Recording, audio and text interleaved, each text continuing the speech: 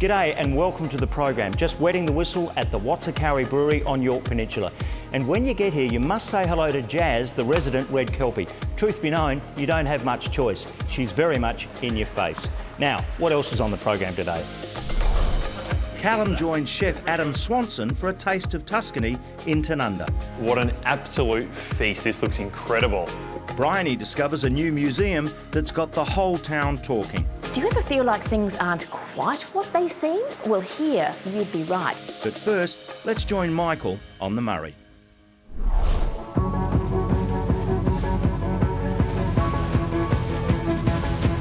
To truly experience the magic of the Murray River, you need to get out onto the water, and today, that's exactly what I've planned. I'm jumping on board the Jester with skipper Chad Blatchford from 4 Knot Cruises for a special 2-hour cruise. The marina here has been built since 2010, Michael. 4 developers put together this beautiful development, which it's all totally man-made, said to be the largest inland marina in the Southern Hemisphere. Departing from the new Manham Waters, which boasts a massive 150 houseboat moorings, we're only minutes into the tour when I start to get the sneaking suspicion we're being watched. What are we going to see today?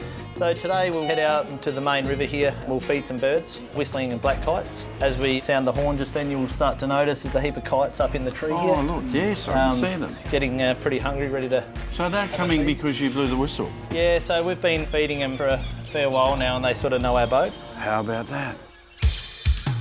Chad is passionate about these magnificent native birds, and just like magic, they seem to materialise out of nowhere.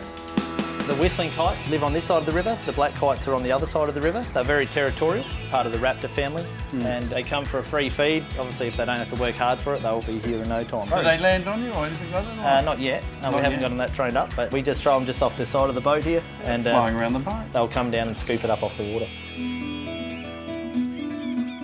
In the wild, both of these medium-sized raptors would eat lizards, small mammals, fish and insects. Today, they're being treated to a handful of tasty chicken skins.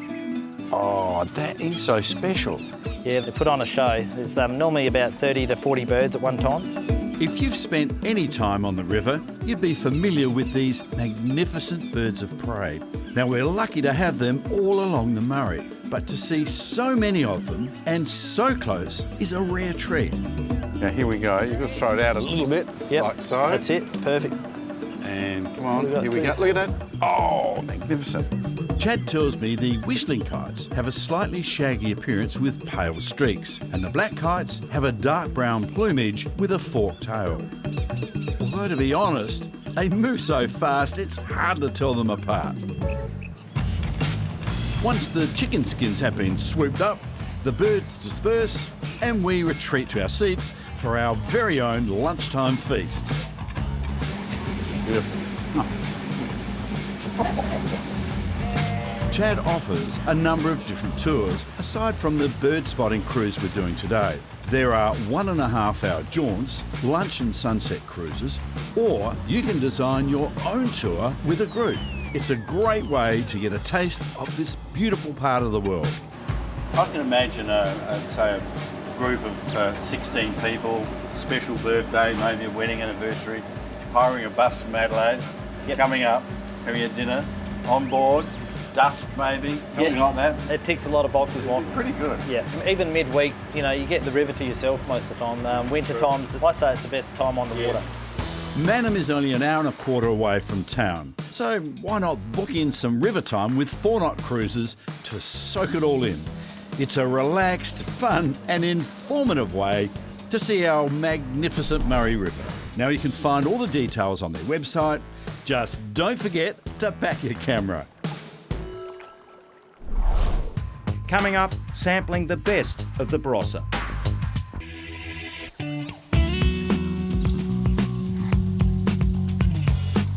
Growing up as a Barossa boy, I couldn't be more proud of the food heritage here.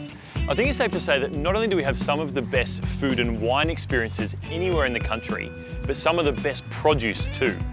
So when I heard that fellow foodie Adam Swanson had started his own restaurant here, I had to find out more. But before I do that, I've arranged to meet Adam in Angaston at the award-winning Barossa Valley Cheese Co., one of Adam's favourite artisan producers in the valley. Here, founder and head cheesemaker Victoria McClurg makes 25 different cheeses that pleases with both cow and goat's milk. G'day, Adam. Hey, Callum, how are you? Good, mate. Good to see you. Good to see you too. What have you got here? Well, mate, I love using local produce. So today we're at the Barossa Valley Cheese Co. and we have some amazing spread of cheeses here. Awesome. For me, the one that gets me excited is the goat's curd. Fantastic. Talk me through it. This is an amazing product made from goat's milk, super creamy, super rich and decadent in flavour. Like that. Yeah, that is so smooth, so creamy. You can really taste that milk as well. Yeah, it's I love wonderful. that. You use that in sweet or savoury? Yeah, and in my kitchen at Barossa Cucina, just down the road, we're using a savoury pack. We stuff zucchini flowers, lightly batter them, pine nuts, black sea salt, it's to die for. Mate, sounds amazing. Can I try some? Yeah, let's go. Let's get in the kitchen. Cool, let's do it. Adam's new restaurant is housed inside the revamped Barossa Winetel in Tanunda. Barossa Cucina offers traditional Italian-style food, so I couldn't wait to roll up my sleeves and lend a hand. Looks delicious. What's in here? That's the filling to our zucchini flowers. So you got the beautiful goat's curd, add a little bit of ricotta. And then I've added some lemon zest, parsley, salt and pepper, and olive oil. Beautiful, nice and simple, classic kind of Italian flavours. Exactly. Lovely. So nice and easy. Now, zucchini flowers. Yep. Now I get you working here, mate. So you're gonna be gentle with these zucchini flowers, all right? They're quite precious. Glorious colour, look at that. So you want to basically pull out the little centre part of the flower. Beautiful. That goes perfect. While you're doing that, I'm going to start filling up a piping bag, which really helps with filling these zucchini flowers. You do need to be careful with them, don't you? Yeah, you do. I taught my chefs a little trick. Just softly blow inside and they pop open, right? The flower as it is, and then you get in there nice and easy. All right. Just, I feel like this is not a two-person job. But I know, you know what? It's just the chef in me taking over, isn't it? Another key is just grabbing the tip of the flower and just tying it up like so. Nice and gentle. That's about right. It's all right. Okay, we can deal with that. Beautiful. Ready to go into the batter. Perfect. What I love about Italian food is the simplicity and respect for good produce. Some of the most popular dishes comprise of just a few simple ingredients served at their prime. There you go, mate. There's our zucchini flowers. Wow, mate, what an absolute feast. This looks incredible. I feel like I've just sat down at your place for dinner. Thank you. Should we try one of these little zucchini flowers? What do you think? Lovely, crisp, well seasoned. And I love that little bit of zucchini you get at the end. It gives you that kind of freshness as well. Yeah. Mate, that's a cracker. I could eat a lot of them. That said, I think I'm gonna have to pace myself today.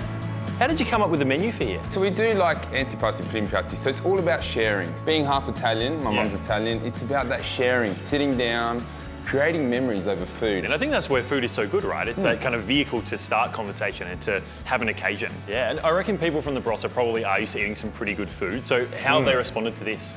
They've been really good. They've welcomed it, embraced it really well. I think by our beautiful outside area that we have as well, accommodates for the families. I found that, there was that market missing where that super relaxed, good, honest food at a right price, but also that the kids can come.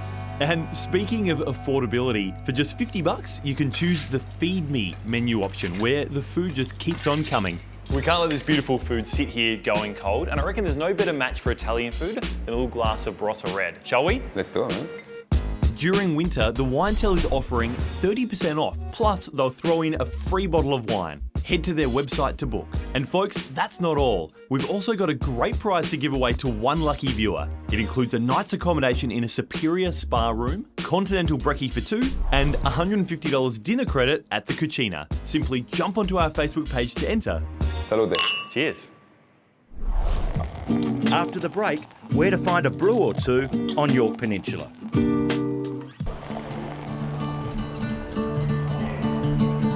Many of the blokes downing a frothy here at Midleton grow some of the best beer-making barley in the world. Because it's cool conditions. We've got sea on both sides and it ripens evenly, plump grain, and it's always been good for malting. Local farmer Marty Collins' dream is to one day supply some of that local grain to this York Peninsula haven for connoisseurs of the amber nectar so loved by Aussies across this wide brown land. Brendan Fazy loves it, so much so that he and his wife Roxanne established the Watsacowie Brewery. It's a bit of a dad joke, to be honest. So when my family first moved to the York Peninsula, we noticed there was a lot of towns that had Cowie in the name, so Mindbending Museum, places like that. And we were sitting around in my dad's shed one day enjoying a few of his home brews. We might have had a few too many. And one of our mates just said, "Oh, what is a cowie anyway?" And the name kind of came from that. Cowie's a local Aboriginal name for water. And here at the Watsacowie Brewery, they're making several sweet drops. We've got the Minleton Mid, which is that wonderful light lager. Then we've got our Kolsch, which is sort of the next from a light style summer beer. The Hefeweizen, so our windmill wheat. And then we've got our Sip Ale, so the Southern York Peninsula Pale Ale. Plenty of beers to try and plenty of characters to meet, including this maniacal mutt. Drop it, drop it, drop it, drop it. Good girl. Jazz has a mind of her own. The reason she's not a working dog rounding up sheep is because she came off second best when hassling her father on Brendan Fazy's brother's property. She came off second best, and as you can imagine, our second best working dog was never going to work, so Brendan was good enough to take her off of our hands, and she's obviously a perfect pet for him. So she was never going to make it on the farm? No. Yeah. But she's one hell of a hit here. Anyone who'll throw a ball for her, she'll be a friend for life. She's a red Kelpie with a real sense of ownership. When you get here, you are expected to play ball. Everyone does. And when you're finished, you might want to try her famous red ale. We named it after her because it's a bit hoppy, a little bit fruity and... bit mad. Bit mad, yeah, a little bit like her. If you have 3 or 4 of them, you start to act a little bit like her. So, yeah, that's why she got the name for that one. To say this venture in the old Highways Department depot on the outskirts of Minleton was a risk would be an understatement. But word has spread about the Watsacowie Brewery. So the shed that we're in was actually the main maintenance shed. This would have been where they would have fixed all the trucks and things like that. And we've sort of taken that and converted it into what you see today, the brewery. So I love your vats. Where are they from? Originally they're from England. They're made in England about 20 years ago. So we purchased them from a brewery in Sydney, actually. Sydney's loss is Minleton's gain. And for Roxanne Fazy, the Watsacowie gambles paid off in so many ways, as she and her hubby embrace York Peninsula life. They work to live, as life is actually about living and not just work, and that's really special to us as well. And that's why a brewery works out here. It works perfectly. The Watsacowie Brewery is at the northern end of Minleton on York Peninsula. For details, head to their website. Next, Adelaide's latest Mindbending Museum. We are here.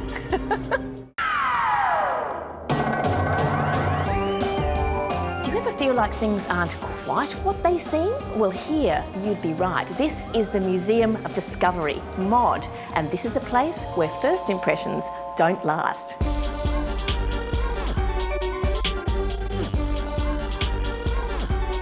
We are here. MOD is housed in the University of South Australia's new Cancer Research Institute, right in the thick of the Science and Medicine precinct on North Terrace. But you don't have to be wearing a white lab coat to get in. It's free and the public can simply walk in off the street. Museum Director Dr. Kristen Alford has been helping visitors navigate a whole range of immersive and mind-bending experiences in some way related to uni essay research. Like trying to teach an algorithm to invent its own dance. Or talking to Josh, a disembodied head. Hi. Hello. Yes, you. The university really wanted to have a public space where people could come in and be inspired by science and technology. But the university does a lot of things, so being able to do that in a way that really showcases the research and does that at the intersection of art, architecture, design, health, teaching and all of those other disciplines was really important. MOD is divided into 6 galleries, and while it's aimed primarily at 15 to 25-year-olds, it's irresistible to young and old alike. From the stories of the first Australians whose maps of the heavens stretch back millennia, the emu, lies above us in Wadley Berry, to deep space exploration, the envy of any cosmonaut. Here we come. Whoa. The journeys are right here at your fingertips. But some of the exhibits are deliberately confronting, designed to pose moral questions. So it's best to check before unleashing the youngsters. Sorry, I'm not used to this. We do have the best job in the world and we do have a lot of fun. We wanted it to be more than fun. We wanted it to be a little bit icky, a little bit challenging. Some people find it very visceral, that there's a real emotional experience, and that's just as important. So hearing those squeals of surprise or delight is something that we'd really hope to achieve. This is one museum where phones and cameras are encouraged, in fact necessary, for the exhibit named Prosthetic Reality, where static pictures are overlaid with animations activated through a downloadable app. If that sounds like a tech headache, you can get one of the Mod Squad to help. All you need to do from here is just bring your camera up to the image and the animation plays by itself. But my personal favourite, the Feeling Human exhibit. It feels kind of like you've stumbled into a James Bond movie, but it's actually all about pain research. It's all in your head, they tell you, but when it comes to pain, that might just be true. I'm about to take a test that will show how what I think affects what I feel.